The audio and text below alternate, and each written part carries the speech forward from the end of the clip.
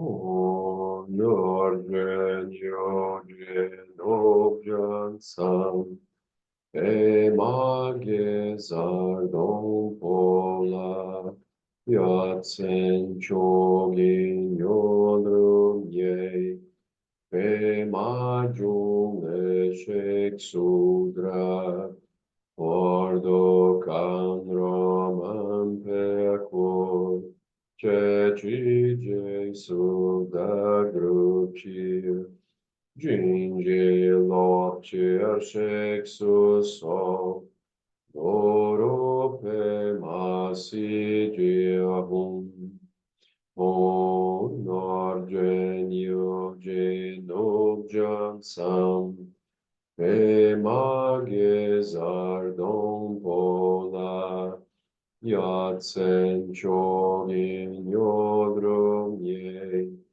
Pe Majung Eshek Sudrak Pordo Kandro Mampeakor Ceci Jesu da Grucir Ginge Lopcer Sexus Sol Guru Pe Masi Diahum Honor Genio Genob Jansam Pe Magezar Dom Pola Yatsen Chogin Yodrom Ye Pe Majung Eshek Sudrak Ordo Kandro Mampeakor Ceci Jesu da Grucir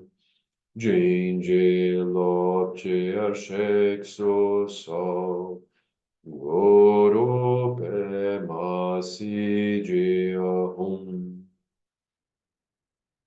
Sanje Chodan Sochi Chonam La Jancho Bardo Dagni Chap Sochi Nagi Jin Soji Pesonanchi Drola Pentir Sanje Druparsho Sanje Chodan Sochi Chonam La Joncho Bardo Dagni Chapsuchi Dagi Jin Soji Pesonanchi Drola Pentir Sanje Druparsho Sanje Chodan Sochi Chonam La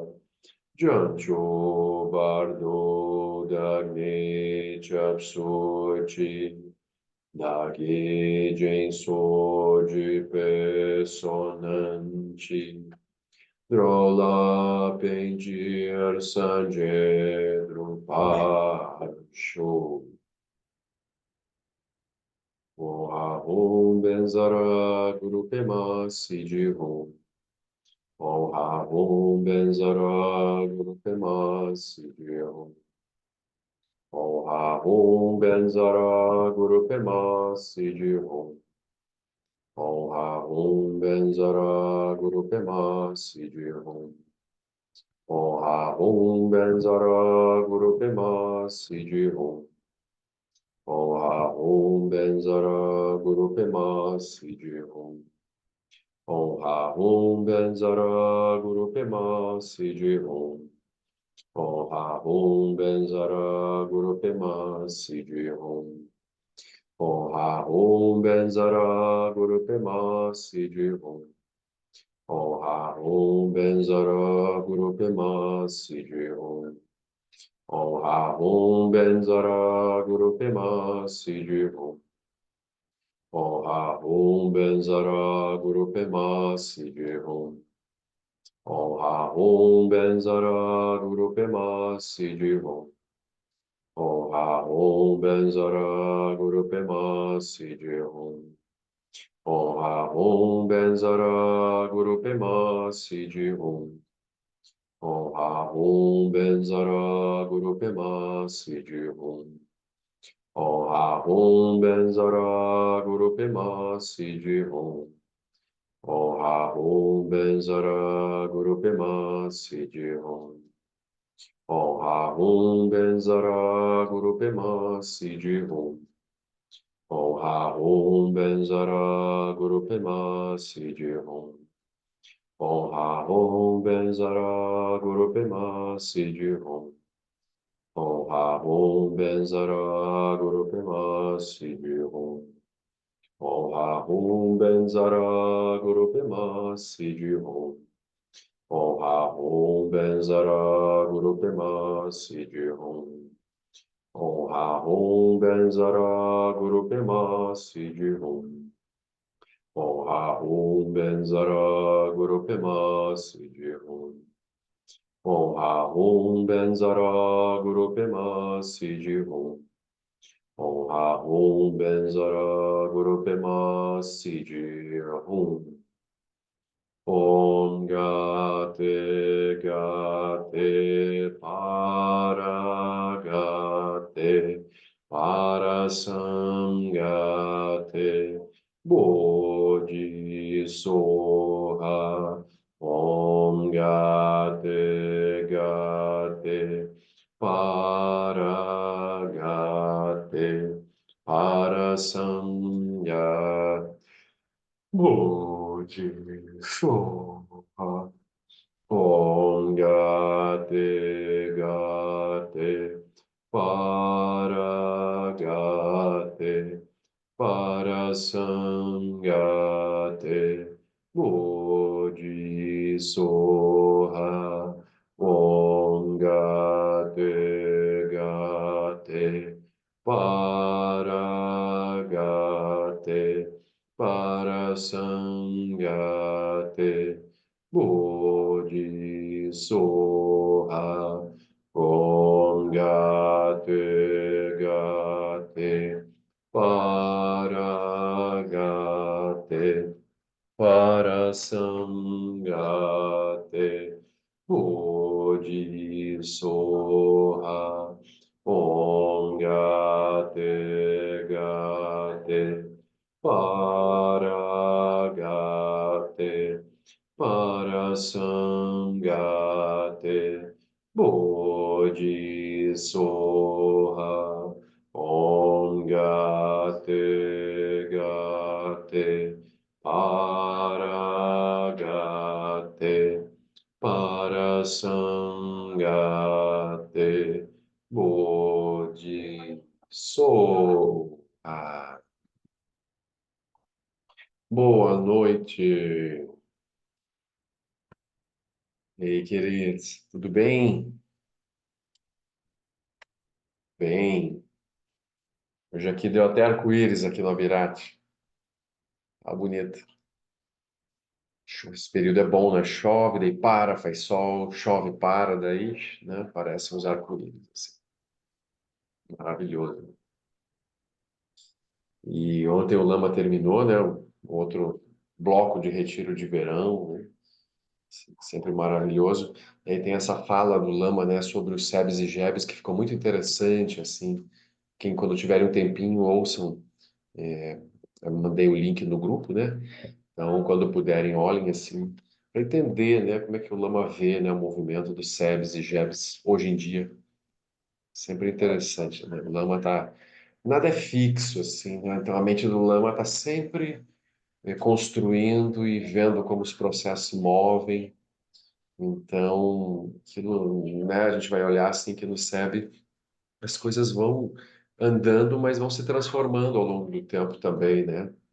As coisas têm um eixo que segue, obviamente, ao Dharma do Buda, mas assim o aspecto externo ele vai se moldando conforme as causas e condições, as necessidades.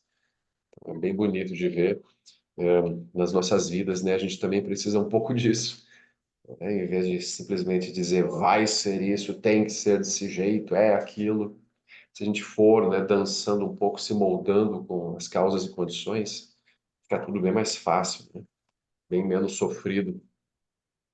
A gente se esforça demais, né, para forçar as coisas a acontecerem de um certo jeito, aquilo tem um desgaste grande, assim.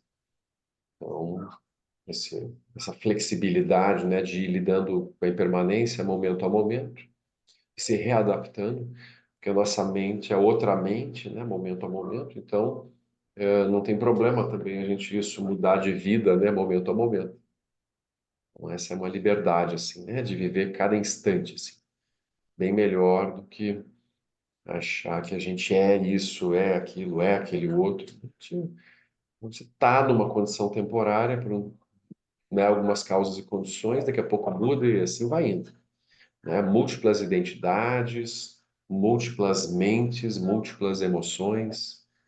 Então, se a gente faz essa análise, né, assim, de vipassana, de olhar para dentro e tentar olhar quem somos nós, né, onde que nós estamos, que eu sou meu corpo, eu sou minha mente, eu sou as minhas emoções, eu sou as minhas sensações. Quando eu procuro localizar a base de quem eu acho que sou, eu não encontro nada. Esse exercício é essencial para ir quebrando a sensação de autoexistência fixa. É um processo lento, progressivo, assim, em que a gente vai olhando, olhando, olhando e vai perdendo um pouco o apego ao si mesmo. Tem que seguir. Muito bem, então vamos seguir com o nosso texto. Na página 23, está no item 1.8.4, margem do Sansara versus margem Vajra.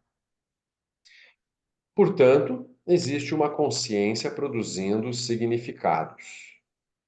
Se vem alguém e fala outra coisa, o significado que eu atribuo às luzes muda.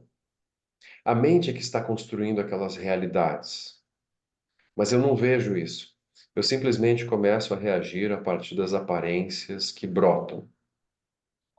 Quando estamos operando assim, estamos na margem do samsara. Quando estamos reconhecendo os fatos extraordinários que estão dentro daquilo que parece comum e simples, estamos na margem Vajra. Estamos vendo a realidade Vajra. Estamos admirados diante do fato de que aquilo que parece comum é uma realidade extraordinária, uma realidade Vajra extraordinária. Mas não estamos mais olhando a partir de referenciais de felicidade, não felicidade, obter resultados ou não obter resultados. Estamos contemplando o aspecto extraordinário, como as coisas comuns surgem. As coisas comuns não são comuns, elas são extraordinárias. Então, temos as luzes, os sons. Eu poderia associar a isso o olfato, paladar, o tato, 5 sentidos. Para cada um deles é a mesma coisa. Recebemos um estímulo, vamos chamar assim, e vamos dando significados. Quando tocamos em algo, por exemplo, não sentimos como um estímulo, sentimos como um tecido ou como alguma coisa equivalente. Dependemos da base que vai dar o sentido para aquilo. O mesmo ocorre com o olfato e o paladar. Temos categorias de fixações que brotam de olhos, ouvidos, nariz, língua e tato. Nós temos apegos e fixações a imagens mentais. Quando estamos na margem do samsara, tudo isso parece denso e real. Quando estamos na margem da visão Vajra, nós atravessamos. Estamos no outro lado do mundo, do rio do sofrimento. Estamos vendo como funcionam todas essas ligações automáticas. Nós reconhecemos que o mundo denso é onde tudo parece completamente real, sólido e verdadeiro, mas estamos contemplando isso lá do outro lado, da margem Vajra, a realidade Vajra. Então, por vezes, vamos dizer no Vajrayana, o caminho Vajra, que estamos caminhando dentro do outro lado. Qual é a diferença entre um lado e outro? De fato, a diferença não está na sabedoria, mas sim no lugar de onde ouvimos os ensinamentos. Em um lugar, consideramos tudo sólido e real. No outro lugar, já nos demos conta. Vemos como as coisas são. a maior parte do que nós conversamos aqui pertence à margem Vajra. É preferível fazer a travessia para o aspecto Vajra o quanto antes, porque lá vamos ver tudo muito melhor. Então, por exemplo, é por isso que o Buda usou e os mestres usam tanto o exemplo do arco-íris. O arco-íris é muito interessante porque ele surge num conjunto muito específico, né, de causas e condições, brota aquela manifestação luminosa, mágica, maravilhosa. A gente, né, olha para aquilo, uau, que lindo, que maravilhoso. Enquanto ele está ali, a gente corre tirar foto, filmar, fica se deleitando com aquilo, né? Nossa, o arco-íris existe, né? E daqui a pouco o arco-íris vai ficando mais fraquinho e vai desaparecendo. Então, todas as aparências do samsara são absolutamente iguais ao surgimento do arco-íris. Mas a nossa tendência é não ver assim de modo tão livre. Então, o lado assim efêmero do surgimento do arco-íris é muito bom, porque ele nos serve, né, assim de base, de exemplo, para olhar as outras aparências. A gente vê assim uma foto nossa, né, de ontem, de anteontem, de um ano atrás, 2 anos atrás, que era uma manifestação luminosa que hoje já mudou. Eu não sou mais igual, não sou mais a mesma pessoa. Então tem assim aquele brilho, aquela manifestação. E em tudo, né? Você está andando de carro na estrada, por exemplo, tem imagens passando em velocidade, né, diante dos teus olhos, e sons, e cheiros, e movimentos. E você vai olhando aquilo tudo, né, passando assim, né, na tua mente, como um filme mesmo, como uma montanha russa. E o tempo todo tudo é assim. Então, isso é contemplar a realidade Vajra. As coisas não existem de modo sólido, não existem por si sós. Para ter arco-íris, tem que ter alguém vendo arco-íris no arco-íris. Ou seja, o arco-íris é inseparável da mente do observador. E a gente está o tempo todo nesse espaço mental, né? Nesse espaço sutil em que as aparências se constroem. Então, entender isso e não esquecer disso o tempo todo, isso é manter, né, a contemplação da natureza Vajra de tudo. Então, esse é um ponto, mas a gente se distrai, esquece. Aí vem alguém, nos provoca, ou algo não sai como a gente imagina, ou de repente a gente se vê doentes, né? A pessoa está com Covid, está com gripe, está com dengue, e a pessoa sente dor, sente o corpo, né, assim, sentindo muita dor, e aí aquilo gera uma sensação de medo: será que eu vou morrer agora? Será que isso vai complicar? Então, rapidinho a gente recai na solidez do samsara. Então, margem do samsara, margem da natureza Vajra. Então, você tem que se observar, né, constantemente o quanto que a gente está em cada uma ao longo do dia. É o tempo todo, aqui e agora. Né? Que tipo de identidade eu sustento? Que tipo de expectativa eu tenho? Né? A minha mente, ela está assim, em paz, em repouso, apenas contemplando, por exemplo, né, o Dharma que a gente está estudando, a Sangha que está participando, ou eu estou preso em algum movimento interno e estou um pouco escutando, mas um pouco também eu estou preocupado com milhares de outras coisas, né, preocupado com o que os outros acham ou não acham de mim. Não vou perguntar porque vou passar vergonha, sei lá, a gente pode ter muitas identidades operando, né, enquanto aquilo está acontecendo. E a gente se perde, né, nesses sonhos. É bem um sonho mesmo, né? É pulando de um para o outro, como a noite, assim, a gente sonha, sonha, sonha, não reconhece, e vai sonhando, e vai seguindo no sonho. Então, a natureza Vajra é o despertar, né, ver o sonho como sonho, né, com clareza. Então, é simples assim, só que as marcas mentais, os condicionamentos, né? A gente tem assim um karma muito forte, por exemplo, de nascer no reino humano. Aí tem todos os condicionamentos de estar no corpo humano. A gente estuda, por exemplo, como que o cérebro funciona, como que as operações cerebrais geram certos tipos de reação, de comportamento, né? Aquilo é muito fascinante, assim, parece que aquilo até é real, né? Até é sólido, assim. É como que, né, os sistemas de proteção, ou sistemas de recompensa, ou sistemas de prazer, como que a gente vai, né, operando e buscando aquilo assim de modo meio automático, né, de modo inconsciente. A gente vai fazendo e fazendo e buscando. A pessoa, ela está com uma sensação, ela quer doce, ela quer salgado, ela quer quente, ela quer frio. Então ela está buscando as coisas, né, de modo completamente automatizado. Se está muito quente, ela reclama. Se está muito frio, ela reclama. Está sempre buscando um ajuste das condições que dê uma sensação de bem-estar. Então, isso é muito frágil, essa busca, né, infinita. Então, contemplar a natureza vágea do frio, do calor, do que é, do doce, salgado e etc. Então, esse é o exercício. Então, a gente, quando consegue contemplar isso enquanto aquilo está acontecendo, isso é liberar as aparências naturalmente no seu surgimento. Então, isso é uma expressão que a gente vai encontrar muito, né, nos textos. Como liberar as aparências dos sentidos espontaneamente no seu surgimento. Então, isso é essencial, porque não adianta liberar depois, né, gente? Depois que a coisa surgiu, você já caiu, né, na armadilha samsárica, na armadilha da própria mente. Depois você, agora eu estou vendo, né? Então, aí já é meio tarde, já acumulou karma, né? Já engoliu o chocolate inteiro numa sentada, e a pessoa olha o pacotinho vazio depois assim, nossa, como fui capaz, né? Apesar que também os pacotinhos de chocolate dá até raiva, né? Estava vendo a evolução dos pacotinhos de chocolate ao longo das últimas décadas, assim. Se vocês lembrarem bem, nos anos 80, tinha 180 gramas uma barra de chocolate. Vocês lembram disso? Você pegava uma barra de chocolate Garoto, era pesada. Aí aquilo foi para 150, 120, 100, 90, agora eles estão em 80 já. Tudo bem que a gente engorda menos também, não é ruim, né?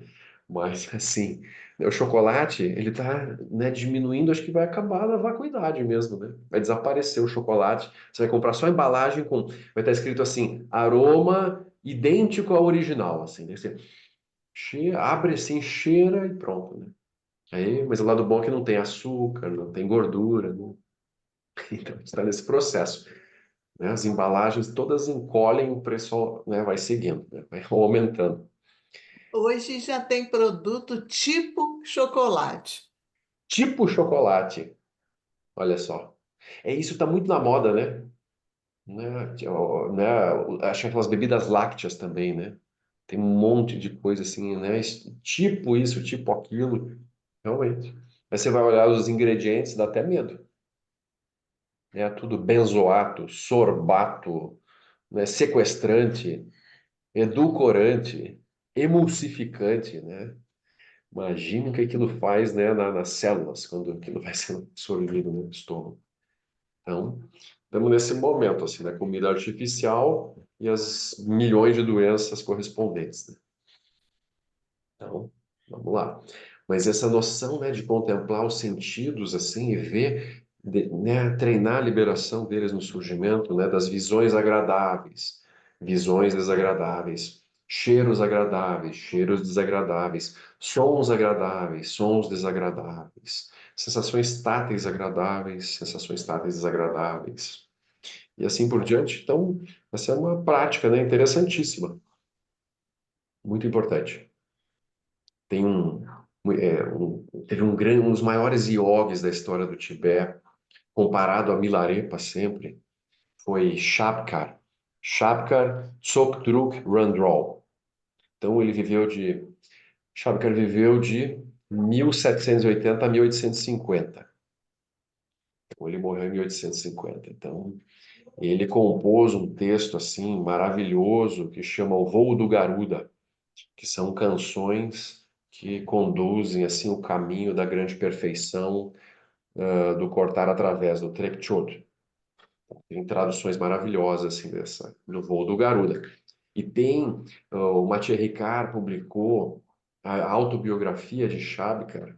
Ele fez assim um trabalho primoroso, é um livro desse tamanho, porque o Mathieu Ricard Ele colocou todos os mapas dos lugares que o Shabkar vai descrevendo pelo Tibete, que ele andou pelo Tibete todo, meditando em todos os lugares possíveis, assim. Então, tem toda a descrição e o Mathieu Ricard também vai explicando, né, os termos da época, os costumes da época. Assim, um livro interessantíssimo. A vida de Shabkar. Então, o nome dele, Shabkar, e Tsokdruk Randrol, Tsokdruk significa liberação das sensações. E Randrol é naturalmente liberado, assim. Então, o nome Shabkar significa pés brancos, porque diz que onde ele pisava se tornava uma terra pura, imaculada. Então, Shabkar Tsokdruk Randrol. Então, aquele que tem a liberação espontânea dos estímulos sensoriais. Então, esse é o nome que se deu a ele, esse nome de realização dele. Então, maravilhoso, né? Então, a gente busca isso, alguma coisa, né, seguindo nesse mesma direção. Então, esse é o ponto, natureza vagem. O samsara é cheio de contradições. Naturalmente, quando as pessoas dizem, mas Lama, me fale da vida cotidiana mesmo, né, os problemas de verdade, eu paro um pouquinho para ver o que elas estão dizendo. Tudo isso que estamos falando é vida cotidiana, pessoal. Eu fico pensando, mas então, de onde a pessoa quer ouvir? Eu quero uma coisa simples. Segunda-feira eu tenho que ir para o trabalho. Ah, tá, entendi. Isso é a margem do lado de cá mesmo. Tem identidade, tem o jogo todo operando. Como eu pratico o budismo dentro disso? Nesse caso, é melhor rezar. A pessoa se alia a todas as coisas rígidas do samsara e quer sair dali de dentro bonita ainda. Aí é só rezando mesmo, pessoal. Como fazer para ganhar ali dentro? Para fazer aquilo dar certo? É muito comum a pessoa receber bênçãos. Porque se recebemos bênçãos, o mundo complexo passa a ter um aspecto misterioso, uma dimensão mais profunda a partir da qual podemos olhar. Progressivamente, essa visão amadurece e começamos a olhar de um modo um pouco mais profundo. Mas não tem uma fórmula para dar certo dentro do samsara, não tem como. Vocês podem olhar em todas as direções, não tem como. E nos damos conta disso. E ao nos darmos conta disso é o esgotamento do mundo do desejo. Mas é curioso e um pouco comovente também, como os pais, as mães, as escolas e o mundo empurram os jovens para dentro da noção de que isso é possível. Aliás, não só de que é possível, mas de que é completamente indispensável eles terem sucesso no mundo. É uma garantia de frustração, uma garantia de problema.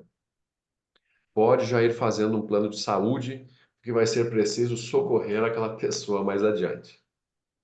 Porque fazer isso é como colocar o jovem dentro de uma panela, fechar firmemente a tampa, tocar fogo por baixo e dizer: agora se vira que eu quero ver. Aquilo não vai dar certo. Uma forma dos jovens revidarem é questionar. E com vocês, como é que vocês chegaram a esse sucesso todo, papai e mamãe? Papai e mamãe não têm aquele sucesso todo, mas dizem: faltou um pai e uma mãe que nos empurrassem, mas você vai conseguir o que nós não conseguimos. Ah, tá. Aham. É assim, nós temos frustrações inevitáveis no meio disso, mas não quer dizer que não possamos gerar méritos e alcançar lugares mais favoráveis dentro do mundo condicionado. É possível fazer as coisas andarem de um modo melhor. Ainda que existam contradições, eu sempre acho melhor a pessoa fazer tudo ao mesmo tempo. Ou seja, ir melhorando as condições no meio do mundo, enquanto vai transitando por uma visão mais ampla sobre o mundo. A pessoa vai fazendo a vida, mas de vez em quando pensa: mas onde é que eu estou? Por que é que eu estou condenado a ficar trabalhando sempre desse modo aqui? Eu queria ter mais liberdade para olhar. Sempre tem vantagens e tem problemas. Não há nenhum tipo de ação que não traga problemas. A pessoa fez esforços para obter um bom emprego, tipo o Banco do Brasil, mas agora já está reclamando. Temos que trabalhar de segunda a sexta, tem isso, tem aquilo, só tem o final de semana, feriado e férias. A pessoa está reclamando justamente daquilo. Dentro do samsara existem contradições. Então é a situação que o Buda descreveu como dukkha, não é? Samsara é a experiência de dukkha, dualidade, insatisfação, sofrimento. Nada, absolutamente nada é só bom ou só ruim. Uma coisa que parece boa já carrega dentro de si a semente do sofrimento de quando ela parar, quando ela se extinguir. E as coisas que são ruins, também o lado bom delas é que um dia elas param. Então, nada é fixo, né? Então, o samsara é todo contraditório. E é incrível que a gente vem ouvindo isso desde a primeira vez que a gente ouviu o budismo. As primeiras palestras apresentaram nessa primeira nova verdade. Mas ainda assim, a gente tem, né, segue agindo em um certo nível, né, uma parte da nossa existência, como se fosse possível estabilizar as condições favoráveis do samsara. Parece que isso é o objetivo da vida, é estabilizar tudo de um modo bem adequado para eu ficar ali quietinho, em paz, e morrer em paz nessa condição e deixar alguma herançazinha para os meus filhos, para a minha família, para alguém do futuro, né? É como se isso que seria assim o bom, né, o correto no mundo. Mas aquilo não funciona, né? Porque sempre vai ter frustração. Aí a pessoa vai deixar, mas ela olha para os herdeiros e ela diz: eles nem merecem isso, né? Olha o que eles estão fazendo, fazendo besteira, fazendo bobagem. Aí a pessoa faz um testamento e deixa só para um, não deixa para o outro. Aí também já preparou, né, uma guerra entre os herdeiros. Aquilo já vai dar ruim, né? Uma das coisas mais tristes que tem, né, na existência sansárica são as disputas por herança. Acho que muitos de vocês já passaram um pouquinho por isso, ou um pouco mais, né? Você vê, né, os irmãos se transformarem, as cunhadas, cunhados virarem demônios que falam no ouvido dos irmãos, né? Aquilo assim é um show de horror, né? Eu já ouvi vários casos, assim, já vi muitos casos, e é muito triste. A gente vê, né, como que o sucesso, quanto mais tiver para dividir, mais briga, mais problema, mais confusão. Então, o samsara, ele realmente não vai funcionar, né, de jeito nenhum. Sucesso é impermanente, né, é insuficiente. Então, a gente tem que sempre lembrar disso. Quando a ficha cair de modo completo, isso é abandonar o reino do desejo. Lembra os três reinos, né? Reino do desejo, da forma e da não forma. São três níveis assim de operação da mente em meio ao samsara como um todo, em que a mente, no mundo do desejo, ela está sempre, lembram, buscando bem-estar, felicidade, satisfação a partir da manipulação de objetos externos. Então, surgem corpos que precisam comer, que precisam beber, que precisam dormir, que precisam se proteger das condições climáticas. Então, no reino do desejo, é uma alucinação em que a mente vê o externo como separado e acha que, através da manipulação do mundo externo, a mente vai ser feliz. No reino da forma, a mente descobre que tem uma coisa melhor do que manipular as aparências externas, que é estabilizar o mundo interno. Assim, a mente interna estabilizada, focada em coisas específicas. Mas ainda assim tem a sensação de que tem alguém, né, um corpo focado em alguma coisa. Então tem uma localização fixa, tem, né, sensações ainda, assim, não mais sensações externas, mas internas. Então, já são corpos mais sutis. E aí no mundo da não forma, a mente não tem mais sensação nenhuma de corpo, não tem mais existência individual e a mente se funde com estados específicos, né, de contemplação. Espaço infinito, consciência infinita, nulidade total e nem percepção nem não percepção. Então, são os 4 níveis, né, do reino da não forma. Então, tudo isso é sempre a mente buscando o quê?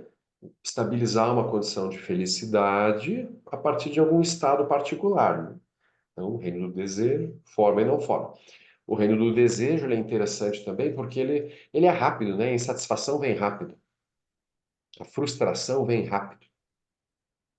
Né? Qualquer pessoa que observe um pouquinho, assim, que tenha um mínimo, né, de olhando para os outros, como é que eles estão, se aquilo dá certo ou não dá certo, ela rapidamente conclui isso não dá certo. Não tem ninguém conseguindo, por que que eu vou conseguir? Eu sou especial. Então, no reino do desejo é uma grande oportunidade, a gente, né? Então, eu preciso sair disso, isso aqui não dá certo. Então, de buscar o Dharma, né? Por isso que se diz que a vida humana é preciosa, é uma condição maravilhosa, né? Para a prática do Dharma e para se libertar do samsara, porque as confusões vêm muito rápido, né? As confusões vêm muito rápido, então é uma vantagem. Olha que coisa boa, né? Então, se aquilo dá errado, é uma vantagem. Né? Então, por exemplo, a pessoa está lá no carnaval, aí dá desfile das campeãs e acaba o carnaval. Aí tem aqueles sambas, né, que choram o fim do carnaval, que dizem como que eu vou trabalhar o ano inteiro para chegar no próximo desfile no ano que vem, assim, né? Então vive sempre naquela coisa da cenoura na frente do cavalo, né? Sempre correndo, correndo, correndo atrás da cenoura, né? E nunca alcançando, assim. Então a gente vê, é bonito de ver, né? O carnaval é um exemplo bem interessante, porque isso ele é mágico, né, mano? Fantasias, carros alegóricos, música, som, uma energia gigantesca, né, reunida para produzir aquela coisa, né, espetacular. E aí no meio daquilo um carro resolve quebrar, ou alguém perde o tempo de alguma coisa, né? Você vê a tensão, né, o frisson daqueles que organizam assim, né? Então é muito interessante. Né? Como que é aquela apresentação, né, vazia e luminosa, ela é levada tão a sério. Poderia ser só uma brincadeira, não poderia? Aquilo poderia ser leve, mas não é. Aquilo é sério pra caramba. Na hora da apuração das notas, toma um 9,5, eu digo, como assim? 9,5 é 10. Isso aí. Compraram o resultado, isso é roubo. Isso aí são os bicheiros do Rio que estão manipulando o resultado, né? Então você começa a ver assim aquilo tudo como muito importante, assim como o futebol, assim como todas as expressões de construção. Você vê as guerras, que loucura, né? Seres sencientes se matando, se destruindo, né? Por espaço, por divergências variadas, né? Tudo, né? Loucura do samsara. Então tudo se deve ao reino do desejo, pensar em termos de que eu tenho que organizar, né, o mundo externo para que ele seja favorável para mim e para os meus, né, o grupo que eu considero meu. E os que não estão nesse grupinho, eles que se virem, né? Eles que se arranjem, né? Eles que fujam. Então é uma coisa assim, é muito dramático isso, né? Muito sofrido. Então você vai ler os livros de história, eles contam só isso, né? A história das emoções perturbadoras. Né? Você vai ver, Alexandre o Grande se achava muito grande. Daí ele achou que ia conquistar o mundo todo. Aí saiu matando, destruindo. Aí, ó, conseguiu muitas coisas. Ele vai lá, pega uma doença e morre novo. Quer dizer, né? Coisa mais inglória, assim, né? Mas até hoje ele é Alexandre o Grande, porque ele conquistou o império, ele matou muita gente, então ele é muito grande. Você veja como é que a gente avalia, né, o sucesso na história da humanidade. Aquele que conseguiu conquistar mais, matar mais, é o grande. É loucura. Então, esse é o reino do desejo. É bom sempre olhar as historinhas, né? Revisitar, porque a gente cai, né, nesse tipo de raciocínio de novo, assim. A gente quer ser grande, a gente quer ter sucesso na nossa vida amorosa, nossa vida profissional, nossa vida financeira, nossa vida familiar. A gente quer fazer tudo dar certo de qualquer jeito, a gente se esforça, se esforça, se esforça, né? E vai andando com aquilo, né? E aquilo nunca chega lá. Quando acha que tá, né? Agora me aposentei, tá tudo bem, tô com reserva financeira, não sei o quê, daí, tô com uma hérnia. A pessoa descobre que está com uma hérnia, uma dor terrível que ela vai ter que operar em algum momento, assim, né? Não tem sossego. Então, é. Mas aí vem o Bodhisattva infiltrado. Surge então a questão: como eu pratico no meio das circunstâncias da própria vida? Como eu transformo as circunstâncias em ambiente de prática? Estou apenas fazendo um passeio muito rápido por essa parte, porque eu estou indo em direção ao mundo Vajra, a visão Vajra. Mas já que eu falei disso, queria lembrar: nós sempre podemos nos considerar como bodhisattvas infiltrados. Essa é a minha sugestão. Ao invés de pensar, esse é o melhor lugar para andar no samsara, devemos pensar, esse é o lugar onde os bodhisattvas se infiltram. Os bodhisattvas se infiltram em todos os lugares para ajudar os seres. Como vamos ajudar os seres que estão naquela agência do banco se não estivermos ali dentro? É assim. Então, nós estamos lá e fazemos práticas. Olhamos de modo compassivo, de uma forma muito mais ampla para os seres que estão ali. Isso é uma boa coisa. Do mesmo modo, se vocês estão casados, têm filhos, vocês são bodhisattvas infiltrados na família. Vocês vão ajudando aquelas pessoas. Se estão em alguma escola como educadores, professores, é a mesma coisa. Vocês são bodhisattvas infiltrados, vendo aquelas crianças todas entrarem no The Wall. Aquilo é comovente. Vocês lembram o filme The Wall? É um filme dos anos 80, assim, né? Que foi muito interessante, né? É uma filmagem, né? Do musical, né? Do Pink Floyd. Então tem aquela cena clássica, né? Das crianças e na esteira, né? Indo para um moedor de carne, assim. Então aquilo é pesado, assim, né? Interessante. Então as crianças vão entrar, né? No sistema educacional, tipo no The Wall, né? Aquilo é comovente. Não tem como puxar o freio de mão, tem que colaborar. Os educadores, professores estão com tudo resolvido? Que nada. Eles estão no meio da crise deles, porque eles estão lá todo dia fazendo a mesma coisa. Os estudantes pensam: bom, aquilo é o mundo certo, mas eles já não aguentam mais também. Também estão dentro desse mundo que não tem muito sentido. Também estão com problemas com os filhos deles. Mas aquilo vai andando. E esse é o mundo, né? E aí, pessoal, essa noção de bodhisattvas infiltrados, ela é mais. Ela dá uma. Pelo menos dá uma luz, não dá?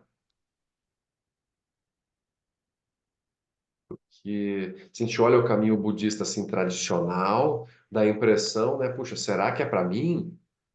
Primeiro, não quero ser monge ou monja. Não vou me isolar completamente de toda a família e todo mundo para ir praticar para sempre numa caverna nos Himalaias. Então, que chance tenho eu? Então, é interessante isso, porque essa é uma questão muito antiga, obviamente, essa não é uma questão nossa. Então, por exemplo, na China, o budismo só prosperou através do caminho Mahayana, quando realmente se introduziu a noção de que a prática tem que ser no mundo, na vida cotidiana. A gente tem muito problema aqui, não dá para se isolar dos problemas e praticar isolado, né? Tem que comer, tem que sobreviver. A vida é muito difícil, é muito curta. Então, o Bodhisattva ele se torna realmente esse ideal, né, de estar no meio da sociedade, apoiando, contribuindo, ajudando em tudo, desde as coisas mais básicas até as mais sutis, assim, né? Então, isso é o que a gente vem fazendo, né, como o Lama chama, yogis da vida cotidiana, bodhisattvas infiltrados, tentando ajudar nas menores formas possíveis. Por exemplo, só de se a gente conseguir, né, no meio de uma reunião, no meio de uma situação, não entrar no jogo dos outros, assim, reconhecer o jogo dos outros, não negar o jogo, mas ainda assim não mergulhar naquele jogo, já é um grande feito, hein? Já é uma grande coisa, assim. Está, né, naquele automatismo, né, dos jogos sansáricos e de repente eu estou lá fazendo a mesma coisa, mas já estou meio fora, assim. Estou dentro, mas estou fora. Lembram que o Lama usava muito esse exemplo, uma época? Tá 100% dentro e 100% fora da bolha ao mesmo tempo. Uma pessoa está lá jogando aquele jogo de verdade, assim, ela não está fingindo. Mas ao mesmo tempo ela não tem apego nenhum ao jogo, ao resultado do jogo, à identidade que está jogando. Mas ela não tem que sair do jogo, né? Negar o jogo de alguma forma para se sentir livre, para se sentir fora. Né? Isso é bem interessante, que é o tema todo do Sutra de Vimalakirti, não é? O Vimalakirti é isso o tempo todo. Ele está nos lugares mais, assim, desafiadores do samsara. E ele está lá para ajudar, para levar o Dharma para as pessoas, seja através do exemplo, seja através, né, das coisas que ele fala, ou como ele vai, de alguma forma, chocando as pessoas e aqueles que acham que tem uma grande realização espiritual. Ele vai mostrando para todos os praticantes, em todos os níveis, como eles ainda estão fixados em alguma coisa. Então, é um exemplo bem interessante, assim, né? É o nosso ideal de consumo. Vimalakirti, né? Então, esse é o ideal do praticante da vida cotidiana, assim, né? Porque daí tem muitos outros exemplos maravilhosos, mas que talvez não sejam para nós nessa vida. Por exemplo, assim, eu leio a biografia de Milarepa. Lindo, maravilhoso. 40 anos em caverna. E aí, vai encarar? Caverna nos Himalaias, não é caverna em Alto Paraíso de Goiás, Chapada Diamantina, águas cristalinas, clima ameno, nada disso. É caverna na neve, tipo a Jetsuma, assim. 12 anos na neve.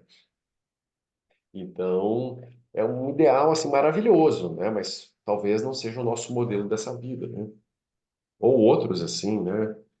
Por exemplo, sei lá, Gampopa, Marpa, seres que dedicaram suas vidas, Yeshe Tsogyal, né? Tiveram um grau de dedicação assim radical, total. Então, a gente está fazendo a coisa de uma outra forma. E não é que essa nossa forma seja inferior à forma como esses outros seres fizeram, não é mesmo. Não é assim que a gente fala isso para assim, para se sentir bem, né? Uma coisa assim paliativa. Não, não é não. É verdade, assim, é verdade mesmo. Quanto mais você se desafia, porque está no meio do samsara, é como está no meio de um cemitério Vajra, daqueles bem terríveis, assim, né? Com seres te atacando, devorando. Eles vêm, roubam teu celular, ainda batem na tua cara, te jogam no chão, você se rala todo, né? Então, assim, o samsara, né, é um ambiente de prática avançada, assim, né? A pessoa vai sair num bloco de carnaval, prática avançadíssima, né? Vai para a praia num domingo de carnaval, assim, de meio-dia, né? O que que você vai ver lá, né? Aquilo é terrível, assim, toneladas de lixo, seres variados, falando coisas, fazendo coisas. Então é uma loucura. Então é um ambiente muito desafiador, né? Um ambiente muito vajrayana, assim, de usar todos os estímulos sensoriais como, né, ambiente de prática, né? Eu brincava com o Lama, né? A gente vê aquelas imagens iradas, assim, né, do budismo vajrayana, que são feitas, assim, para gerar um impacto, né?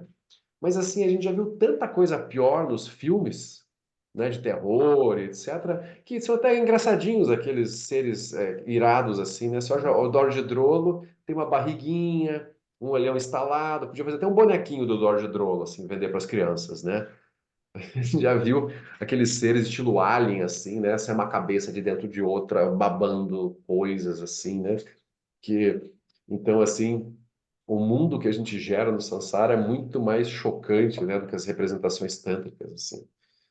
Então, né, por exemplo, né, a gente vê lá, né, chacais, seres comendo corpos, arrancando intestinos.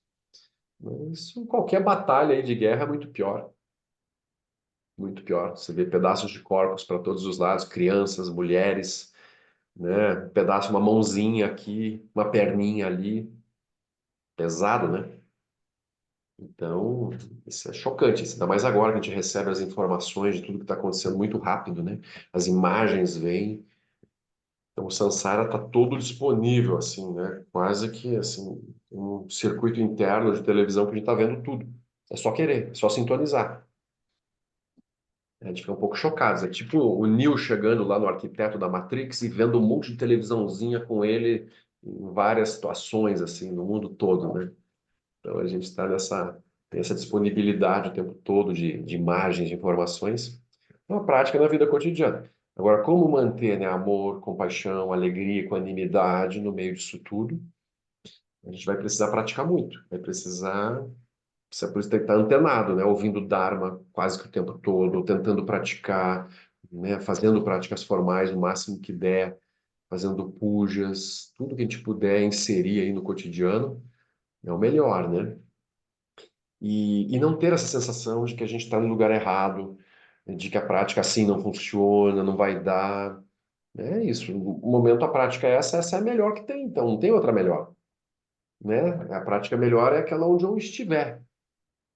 Não é num lugar hipotético, quando eu entrar em retiro de 3 anos, aí tudo vai se resolver.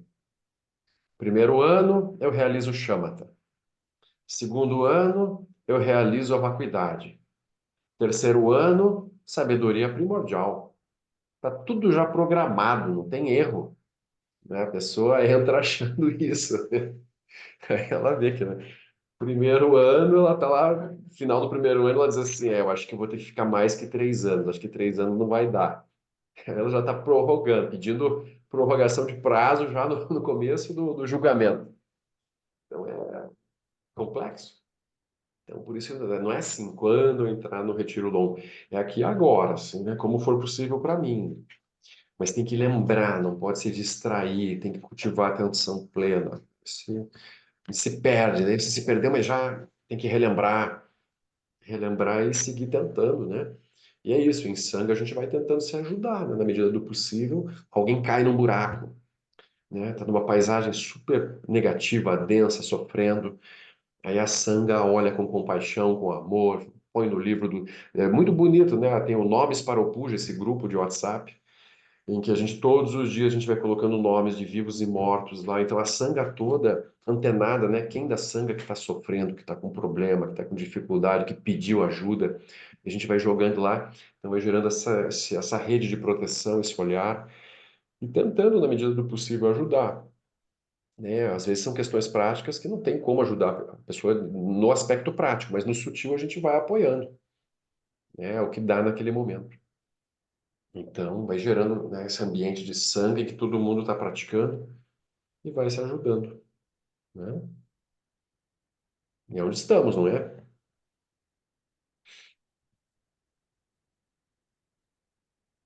E as instruções são simples, é isso, né? Só que eu tenho que praticar até realizar aquilo. Dá uma impaciência, assim, parece que não vai chegar nunca. O Lama fala, né? O mais triste é quando alguém desiste, assim. A pessoa acha assim que o Dharma não funciona, que ele já passou, que tem coisas, outras coisas, né, para no lugar do Dharma para a gente fazer assim, seriam mais modernas, mais avançadas, e aquilo não fecha mais assim. Então, é um probleminha, porque daí a pessoa está jogando fora aquele remédio, né? Está dizendo que o remédio não vai funcionar. Ela não tomou o remédio de forma completa, né? Tipo a pessoa que começa o tratamento com antibiótico, toma 2 dias e para. Aí volta a doença, né, a infecção fortemente. E aí a pessoa diz, ah, antibiótico não funciona. É claro, né, não tomou conforme o prescrito. Então esse é um problema assim grave. Aí a pessoa vai entrando no que a gente chama de inferno Vajra. O inferno Vajra é quando ela vê problemas assim nos professores, nas professoras, no Dharma, nas instruções. Ela diz assim, não, isso não funciona, isso é papo furado, isso é conto da carochinha. Não. Então, ela gera internamente um antídoto, né, um raciocínio em que ela neutraliza o Dharma para ela.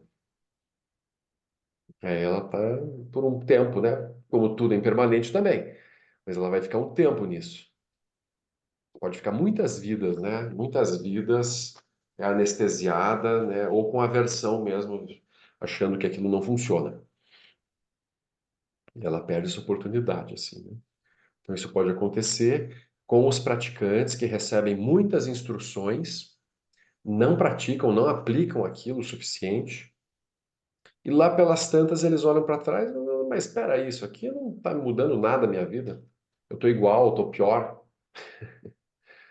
né? E daí a pessoa acha de novo, né, que tem um problema no método, tem um problema no Dharma, né, nas instruções do Buda. Elas não funcionam mais, não funcionam para mim, né? Eu sou especial e, portanto, para mim não funciona. Então, assim, Aí é difícil de resgatar, assim, um pouco a pessoa, pode ter que esperar um bom tempo, né? Enquanto isso, a gente vai tentando. Então, quando tiver alguém caindo assim, a gente tenta, né, ajudar. Manual para a visão Vajra. Mas nós saltamos para o outro lado, para o mundo Vajra, e vemos como essas realidades são construídas. Podemos usar justamente sons, luzes e raios como chaves para perceber essas realidades sendo construídas. Os raios são essencialmente as bolhas de realidade surgindo. Acontecem o tempo todo. Por exemplo, temos que mandar uma mensagem para alguém, abrimos o celular para fazer isso e já entra outra mensagem. Blim! O raio entrou e vamos para outra realidade. Aí, tec, tec, tec, tec, tec, resolvemos aquilo. Quando vamos voltar para o que íamos fazer, entra outro raio e nós, tec, tec, tec, tec, tec, plum, resolvemos. Essas realidades, essas bolhas de realidade, vão vindo de diferentes lugares e nos pegam. Daqui a pouco não sabemos mais o que estávamos fazendo ou o que íamos fazer. Estamos girando dentro de raios. Olhem os raios com cuidado. Aquilo entra, brota uma bolha de realidade inteira e surgimos ali dentro com uma identidade, com uma urgência. Alguém em algum lugar está esperando uma resposta sobre tal coisa e nós respondemos. Entramos naquelas realidades e vamos olhando a partir delas. Vamos assim. Esses são os raios. Dentro dos raios, tudo que brota de olhos, ouvidos, nariz, língua, tato e mente ganha significados específicos. Em seguida surge um outro raio e tudo que brota de olhos, ouvidos, nariz, língua, tato e mente começa a funcionar de outro modo. A realidade Vajra está completamente evidente no tempo em que estamos vivendo. Acho que precisaríamos de um outro tipo de alfabetização. Mantenho a aspiração de criar uma alfabetização do Dharma, porque precisamos entender a realidade como ela se desenha direto na nossa mente. As categorias de descrição da realidade que estamos acostumados a ouvir ou que estão embutidas na nossa visão não dão conta, não conseguem explicar o que está acontecendo. Precisamos urgentemente criar um manual de sobrevivência, especialmente para os mais jovens, que vão entrando nisso sem nenhum tipo de manual de instrução. Eles vão sendo simplesmente empurrados para um mundo que não existe, dentro das várias categorias de escolas. É um mundo que é uma construção, sendo que essa construção está com um problema hoje. É uma construção distópica, está produzindo muitos problemas. Não é como há tempos atrás, onde tínhamos a sensação, que já era ilusória, de que estávamos entrando em um mundo possível, um mundo que ia resultar em alguma coisa. Hoje entramos em uma realidade distópica. Precisamos ajudar as pessoas, porque se elas percebem essa realidade distópica como densa e verdadeira, surgem tendências destrutivas, tendências suicidas, tendências de desistência total. Mas isso é uma ilusão, isso não é assim. Isso é uma aparência distópica. É preciso deslocar isso para uma outra direção. Então, o Lama tem muito isso nessa esse cuidado, né, com as crianças e com os jovens. Ele tem essa conexão especial, né, de ver como que eles vão sendo educados e vão se perdendo e vão sofrendo em meio ao mundo. E ele quer muito, né, fazer alguma coisa a respeito, assim, vem tentando há muitos anos. Assim, o Dharma, ele nunca foi muito projetado, assim, nos vários países asiáticos, né, para acolher as crianças, os jovens, assim, no mundo deles. Era um pouco assim, você tem que se tornar um adulto rápido e entender o Dharma como é para os adultos. Não tinha muito, assim, um método do Dharma, né, para as crianças. Os mongezinhos iam para o monastério com 4, 5, 6 anos e era, ó, varada para tudo que é lado, assim, de disciplina. Ó, tem que decorar os textos e bababá, bababá, bababá, bababá. Era um método assim, tipo, joga na água e tem que nadar. Mas ainda era um mundo talvez não tão confuso assim como o nosso, né? Hoje em dia é muito mais dramático isso, né? Então o Lama tem o sonho do college para os jovens, né? De dar outras opções para eles antes de eles irem direto para um curso superior, né? Que é uma coisa assim, a pessoa com 17 anos tem que definir o que é que ela quer ser da vida, né? Porque gente séria vai fazer um curso superior, porque senão não vai ter um bom emprego, não vai ter boas chances, né? Tudo muito formatado assim. Muito dramático, muito sofrimento, né? E aí você vai vendo. Em países em que essa distopia está mais avançada, como os Estados Unidos, por exemplo, aí tem toda semana aí tem algum jovem, uma criança que sai matando alguém, né? Entra na escola, entra em algum lugar. Onde já se imaginou, né? Ter que ter nas escolas detectores de metal para as crianças não entrarem armadas. Loucura, né? Grave, assim. Ponto que se chega. Mas é o ponto que está, né? Então, assim, aquilo tem que ter uma operação de salvamento meio rápida, assim. Nem que seja em pequena escala. Então, isso que o Lama imagina. Que não tem como evitar que os jovens vão ser meio, né, massacrados e pressionados, né, assim, pelo mundo, mas se a gente der alguns referenciais um pouco mais inteligentes para eles, eles vão ter mais recursos, né, para lidar com isso tudo, eles vão sofrer menos.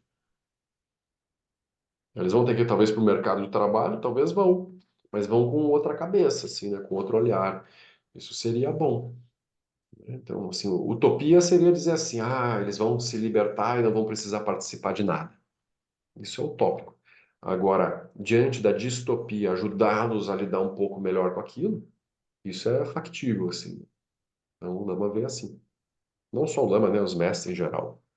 Tem várias falas também de Dzongzar Khyentse e Rinpoche, né? Falando muito sobre a importância, né? Das escolas e de dar uma educação mais interessante, né? Eles até premiam, né? As ações, né? De educação diferenciadas, né? A Khyentse Foundation tem, né, projetos e prêmios, assim, no mundo todo, né? Para esse tipo de ação, né?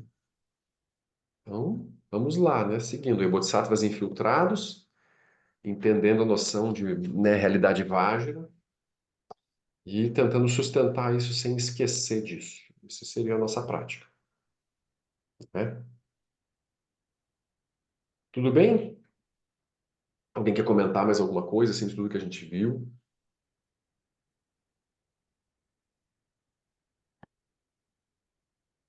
Tranquilo?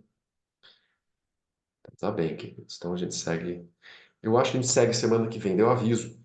Eu vou estar lá em Fortaleza, mas daí eu acho que segunda noite vai dar para seguir com o estudo, sim.